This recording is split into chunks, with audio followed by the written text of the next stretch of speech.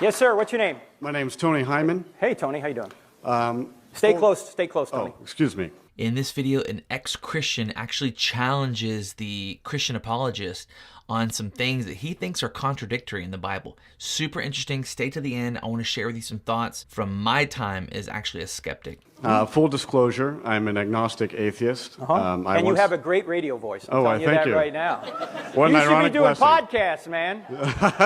I may. Who Okay, knows? good. I used to be, aspire to be an apologist like you, but unfortunately that backfired. Why? Well, you see, I read the Bible, and that's kind of why I want to talk But to you you got about. the voice. I know. This is evidence against your position. But I wanted to ask you a simple question. Do you believe in witchcraft? Do I believe? What do you mean? Like, do I think do you- it's a good thing? Well, do you believe witches Do I believe in a exist? demonic realm that can be accessed? Yes. Well, that's not what I'm asking. I'm asking, do you believe in witchcraft? Define what you mean by A witchcraft. witch.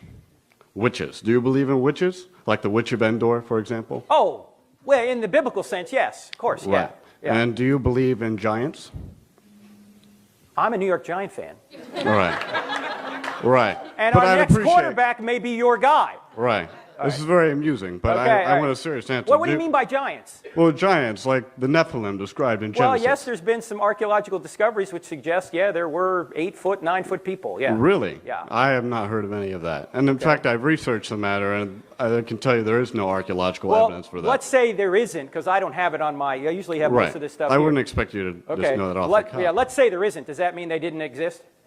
Well, that there's no evidence for them? Yeah. Well, there's no good reason to believe there are, but you do. Well, they could exist. See, absence of evidence is not evidence of absence. Right, but if you don't have any evidence, you probably shouldn't believe it. Unless Jesus believed it and Jesus rose from the dead, and I just have a personal policy. If somebody rises from the dead, I just believe whatever the guy says. Does it logically follow that raising from the dead makes everything you say true? If Jesus claimed to be God and proved to be God, and God is the standard of truth, yes, it does. How does that prove being God? How does it prove being God that Jesus rose For from the dead? example, if I stood here, claimed I was God, died tomorrow, and was risen 3 days later, does that make me God? Does that prove my claims? Well, if you had predicted it long in advance, if you were sinless, if you did 35 other miracles over 3 years, and then you did that, yep. That's not proof, though. It does not logically follow that because I can rise from the dead. The question is, what do you mean by proof? Well, it doesn't conclusively demonstrate that I am God. Well, what would it demonstrate? Well, it would demonstrate that I have supernatural abilities just like the demons and angels described in the Bible. Yeah, but you see, Jesus also claimed to be God. He claimed to be the great I am of Exodus 3:14. He claimed to be the Son of Man of Daniel 7. These are all divine figures. I understand that's what he Yeah. claimed, but that's why we're all here, or at least why I'm here, is because I don't hold that to be true, and I don't think that any of the evidence you've presented, or at least citing the supernatural, proves the claim that Jesus is the Well, Son it depends of on what you mean by proof, right? Someone can prove something beyond a reasonable doubt, but that doesn't mean that anybody necessarily needs to accept it, God. right? Well, that's right. You can choose whether or not you want to believe That's right. something. That's all we're saying here. So, but I'm trying to figure out what your standard of proof is. What kind of proof would you need to think that Jesus was God? Well, that's an interesting question because, honestly, I don't know. I don't know how anyone could prove that they are omnipotent and all-knowing. Well, you could predict the future. Well, predicting the future, I mean, the weatherman, more or less, is able to do that, but not perfectly. No, the weatherman, hey, okay, the weatherman has he has a degree in meteorology. Okay. But none of the biblical prophecies, like, for example, Jesus prophesied that the generation would pass away before they saw these wonders, where the moon would turn to blood and stars would fall out of the sky. That prophecy is demonstratively false. Okay, hold on, Tony. Don't get a little too strident here, because that's not demonstrably false, because what Jesus is quoting in Matthew chapter 24 is Isaiah chapter 13, when Babylon was overthrown back in about 511 or 516 BC.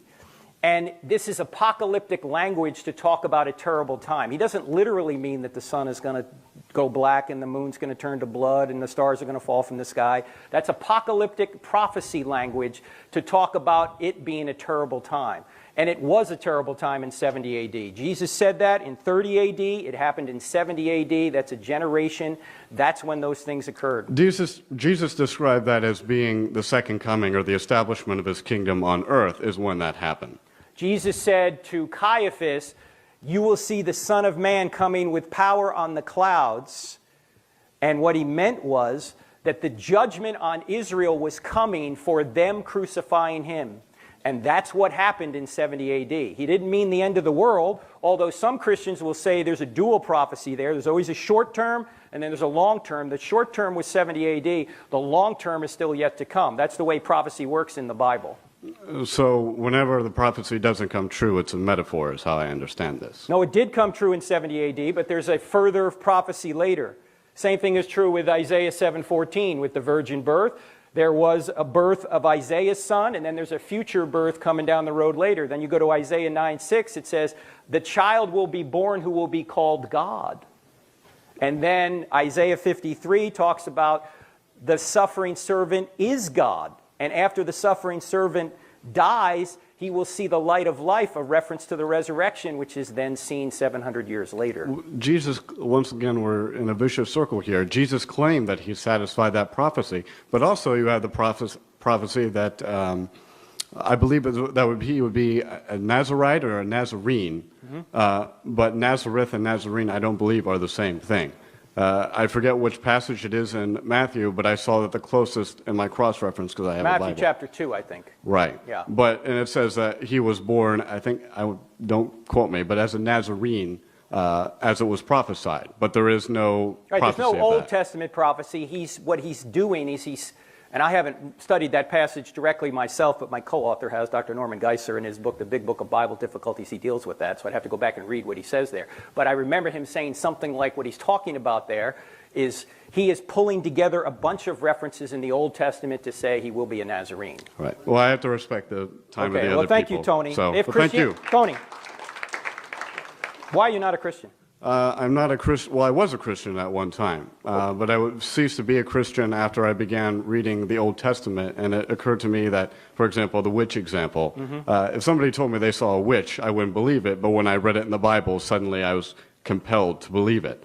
And so if Christianity were true, would you become a Christian? Well, yes, of course I would. Okay, so let's suppose that the Bible has errors in it, and the witch of Endor didn't happen, but Jesus rose from the dead. Would you be a Christian? No, I wouldn't, because the only way I know about the resurrection of Jesus is through the Bible. Well, no, not necessarily true. There wouldn't even be a New Testament if Jesus hadn't risen from the dead, and there wouldn't even be a church unless the resurrection occurred. Did I misunderstand your question? Did you say if Jesus was not risen, but the Bible wasn't? No. If Jesus had risen from the dead, but you can't bring yourself to believe everything in the Old Testament. You can be a Christian and think some things in the Old Testament didn't happen. You can still be a Christian and do that. I think when you're doing that, you're disagreeing with Jesus, which is never wise. But you can do that. Yes. So just leave that option open if you would. Thanks. All right, thank you. All right, man, I like Tony. I like him. He reminds me of myself, actually, when I was going through my skepticism and times of doubt as a Christian. And a lot of his questions he even brought up were very similar to the same things that I was struggling with. However, I think there's some distinct differences, and I think there's actually some insights to what's really going on with Tony underneath the surface, because like anything in anybody, there is what we are saying, the outward projection, and then there's stuff underneath the surface. So towards the end of their discussion, they kind of get into the random intricacies of like Bible prophecy, and this prophecy didn't come true, and this prophecy, blah, blah, blah, blah. And I actually think those aren't as important as Tony was making them out to be. I think the real crux of his problem or his issue with Christianity really stems from about the first half of their discussion. This, of course, is when Tony's asking questions about the witches, about giants, and then even when they get into the idea of proof. One interesting thing about proof is for a person like Tony, and many people, I've seen this happen when Dr. Turk talks to them, the question inevitably comes to, well, okay, what is your standard of proof? And what would it take to prove to you? And I can't tell you how many times I've heard the response comes back as, well, I don't really even know. And I heard one person say, if you don't know, then how do you know that you actually haven't had good enough proof given to you? If you don't have a standard of proof, or you just are unwilling to be, you don't know what good evidence is, how do you know that you actually haven't had the right evidence presented to you? But really, it's not the evidence, it's a underlying assumption that I don't want it to be true. I'm resisting this. I think Tony's going to have to wrestle with this. I think his conversation with Dr. Turk revealed that Tony is not so much wanting proof, but Tony is already starting with the assumption that it's probably impossible to prove God. And then the kind of conversation breaks down. And on the other hand, I think we have to understand that there's probably never going to be, until we die and see what's on the other side of eternity, the ability to 1000% prove God. I mean, even if God appeared in the sky, like over the creation, I'm sure there is someone who could come up with some reasoning of like why either that wasn't real, or maybe that's not the God. Maybe there's many gods. I mean, the list goes on. And so there's never ever going to be enough proof to convince someone who doesn't want it to be true. The important thing I think that I'm pulling away from this video is actually connected to something we've been talking about a lot on this channel. We've talked about it recently, is Tony actually, as a Christian, when he was a Christian, you heard it in his language, he started from a base of not believing in the supernatural. He was not believing in things that were above the natural world. He said, I didn't believe in witches and I don't believe in giants, and only when I read the Bible am I forced to now believe these things. This, of course, comes from pragmatism, or the thought that the materialistic world is all there is. And it comes from the French Enlightenment. We did a video recently of a Christian teaching and atheism being harmonized together, actually helping one another. I'll put it in here, one of the cards, and it's really interesting. And I would imagine Tony comes from one of these traditions that teaches this certain Christian teaching. And I say Christian teaching. And this teaching is that there is nothing really supernatural happening in the world today. And in reality, there's biblical teachings in some of these churches that, like, you know, Jesus healed people, and it's essentially maybe possible for miracles to happen. But by and large, when you come to Christ, your life is essentially the same as it was before Jesus, void of any supernatural impact, and it's just very normal. But now you pray to Jesus. And what we're seeing is many people from this tradition, whether they know it or not, they believe in an eternal spiritual God, but they actually don't believe spiritual things are possible.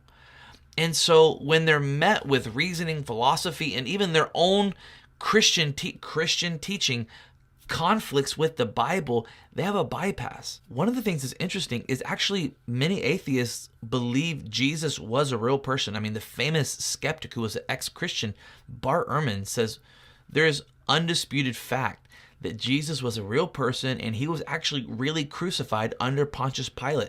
He had disciples who believed he was crucified, the whole 9 yards. Undisputed fact, this historian. The problem with Bart and many atheists is actually they don't believe it's possible for someone to be raised from the dead.